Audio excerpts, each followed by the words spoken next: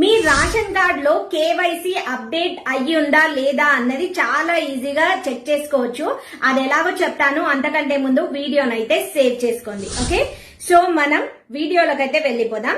So మీరు Google అయితే open చేసుకోండి. అక్కడ NFSA అని టైప్ చేయండి. ఓకే, అక్కడ వచ్చిన ఫస్ట్ వెబ్సైట్ అయితే క్లిక్ చేసుకోండి.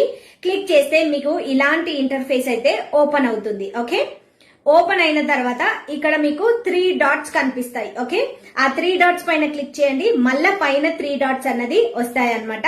మళ్ళీ ఆ 3 డాట్స్ పైన అయితే క్లిక్ చేయండి. ఓకే, క్లిక్ చేసిన తర్వాత కొంచెం స్క్రోల్ చేయండి. స్క్రోల్ చేస్తే మీకు ఇక్కడ సిటిజన్ కార్నర్ అని కనిపిస్తుంది. ఓకే, సిటిజన్ కార్నర్ దానిపైన అయితే క్లిక్ చేసుకోండి. క్లిక్ చేసిన తర్వాత కింద పాపప్ ఓపెన్ అవుతుంది. అందులో know your ration card status అని కనిపిస్తుంది. Know your ration card status దానిపైన అయితే క్లిక్ చేసుకోండి. ఓకే, క్లిక్ చేసిన తర్వాత ఇలాంటి ఇంటర్ఫేస్ ఓపెన్ అవుతుంది. ఓకే, రేషన్ కార్డ్ నంబర్ అని ఉంటుంది. సో రేషన్ కార్డ్ నంబర్ ని అక్కడ క్లిక్ చేయండి, టైప్ చేయండి. రేషన్ కార్డ్ నంబర్ ని ఎంటర్ చేయండి. ఓకే, ఎంటర్ చేసిన తర్వాత కింద క్యాప్చా ని కూడా ఎంటర్ చేయండి.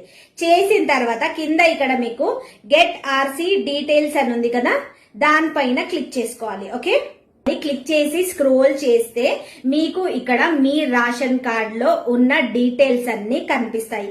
ఎంతమంది మెంబర్స్ యాడ్ అయ్యి ఉన్నారు అవన్నీ. సో మీరు ఇక్కడ మెంబర్స్ నేమ్ కనిపిస్తుంది కదా, దాన్ని ఇలా స్క్రోల్ చేయండి.